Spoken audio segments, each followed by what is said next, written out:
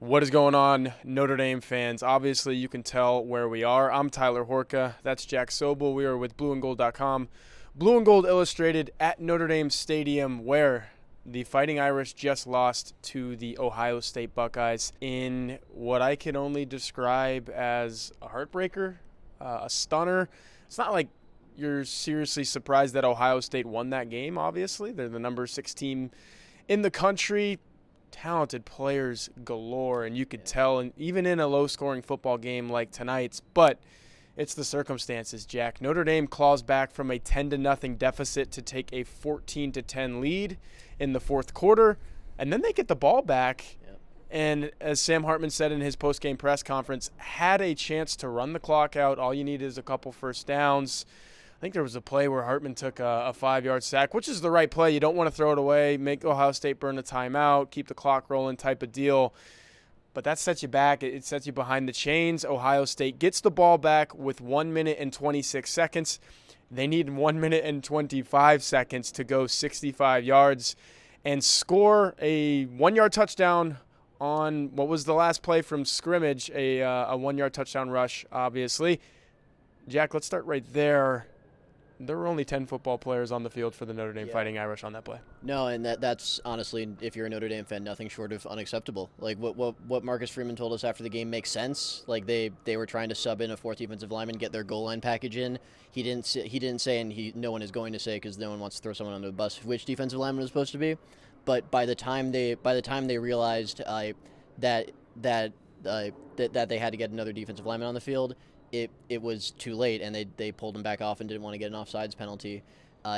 Regardless of which you would have taken, if you would have taken the offside or if you would have just played the down with 10 men, there's arguments for both ways. I don't think there's a clear right answer, but it just can't happen. And before that, like, it would be one thing if Notre Dame allowed Ohio State to just drive down the field and Ohio State was methodical and got chunk plays every other play. Then at least you could say Ohio State was better in that last drive, and they were. But what's really heartbreaking is that Ohio State had 3rd and 19. They had 3rd and 10 or something. 4th and 7? Yeah, 4th and 7. I forgot about the fourth down. DJ Brown, you feel horrible for him after the game for what he must be feeling. He had a gift-wrapped interception, and it just went off his hands and out, and that's just Notre Dame had so many opportunities to win this game, and they just didn't. Yeah, and this is not on any one player. It's not on DJ Brown. It's not on the guy who wasn't on the field when Ohio State ran that ball in. And by the way, I think we'll go back and watch the game, obviously, but I think Ohio State might have noticed it and said, hey, if we run the ball that way. And granted, the ball carrier got in by, It was close. A football, basically. The ball was barely over the goal line when that knee came down. They had to review it. There was a little slight chance of hope in this stadium that maybe he didn't get over the line to gain, or the goal line, excuse me, but he did, and that was the game. Let's talk about a few things that led to that point. Notre Dame actually gets a stop on the very first possession for Ohio State. So Ohio State gets the ball first. Notre Dame gets off the field defensively. And then Notre Dame kind of drives down the field, and it's looking like 6 points, honestly. I thought Notre Dame was going to score a touchdown on its first drive, and they go for it on 4th down. Sam Hartman scrambles out to the right and basically runs out of bounds just shy of the sticks. Notre Dame is in plus territory once again later in the game, and they try a QB sneak with Sam Hartman. It was kind of like a sneak. He ended up going like off tackle basically to the left, and he did not get the line to gain. So you talk about the opportunities, Jack. There were a couple right there. Anything else stick out in this game where you said, man, if Notre Dame did this, maybe they win? Those are the big ones. It's those two in the last drive. I mean, those are the big ones. What Marcus Freeman shouldn't and will not do, he made it very clear at the press conference, is overcorrect and kick a field goal or punt the ball next time he gets in those 4th down situations. You go for that every time. They just didn't execute.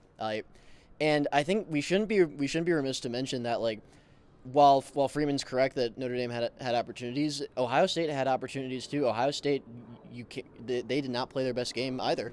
Emeka Ibuka, the one that stands out, he just straight up dropped a touchdown pass from Kyle McCord, cost them 4 points. Ohio State also got stuffed at the goal line on 4th down. The fourth down late in the game, a frankly inexplicable play call on Ohio State's part, a jet sweep into a side of the Notre Dame defense that had numbers. Yeah. Ohio State didn't play a perfect game either. They just made more plays at the end. Yeah, exactly. And Travion Henderson, I think you can look to that play as a really big one. It put Ohio State up 10-0. I think at that point, the way the game's going, you're asking yourself, does Notre Dame have two scores in them? And they end up scoring 2 touchdowns on 2 consecutive drives. What was it about the Notre Dame offense on those particular drives that you remember that kind of said, hey, here they are back in the ball, not only back in the ball game, but with the lead?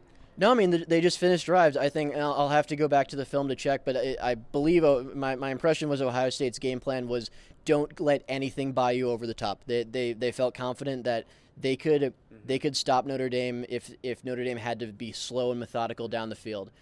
They loaded up to stop Audric Estime. They did a pretty good job, as well as could be expected. Audric had only 5 yards a carry exactly. And Notre Dame kind of struggled to deal with that until late in the game. And maybe something woke up after the Henderson touchdown. Maybe they just executed better. Maybe it was a combination of both. But they finished their drives. And credit to a lot of Notre Dame players. Jeremiah Love was terrific. Jaden Greathouse, Rico Flores Jr., the trio of freshmen. That's probably the biggest positive to come out of the game. That Notre Dame really nailed their offensive skill position player class in 2023. That's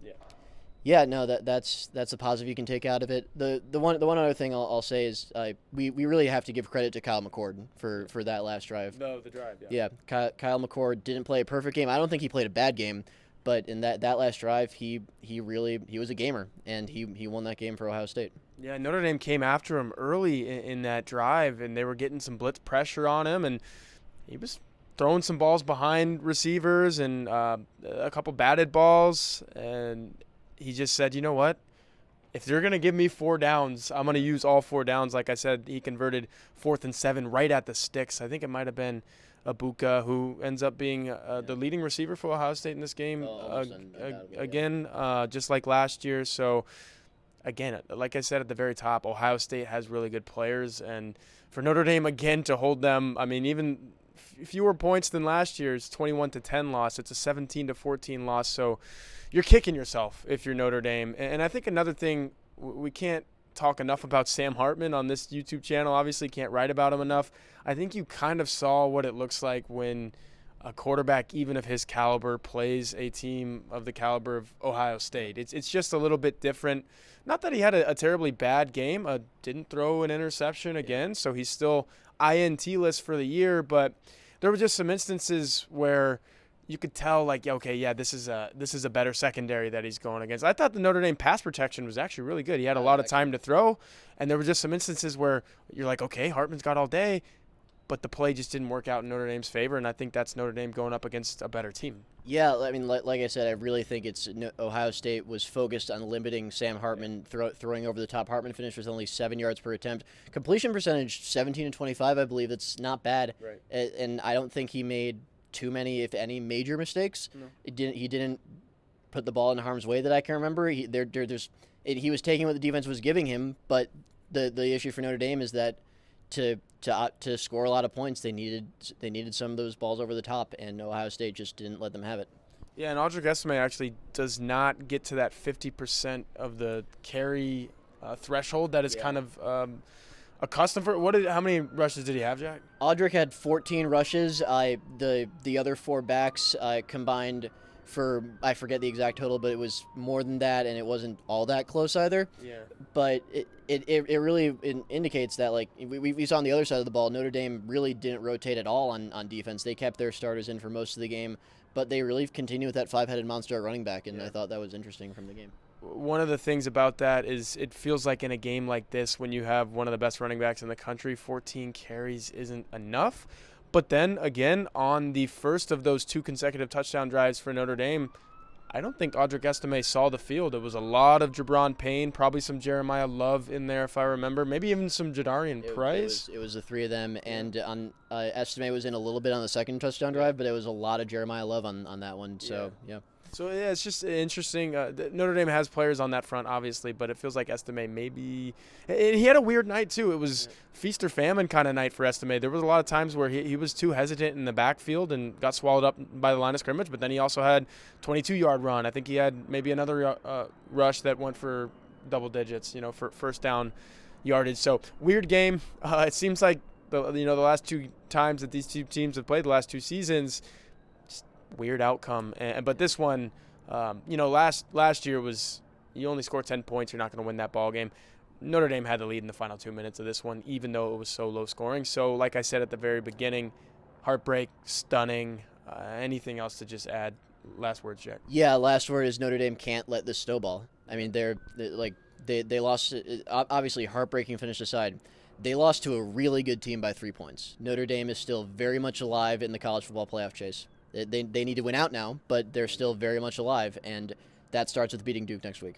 I think I had a conversation with somebody that kind of matters in college football. I forget who it was, but a prominent voice in the college football landscape, and it was, hey, if Notre Dame plays well, and they played well in some areas tonight, but his exact words were, hey, if Notre Dame keeps this thing within a field goal, then Notre Dame just needs to run the table and it will be there at the end of the year. So that is what faces this team. And Sam Hartman said that too. It hurts, it stings, but they've got to bounce back after a tough 17-14 loss here at Notre Dame Stadium.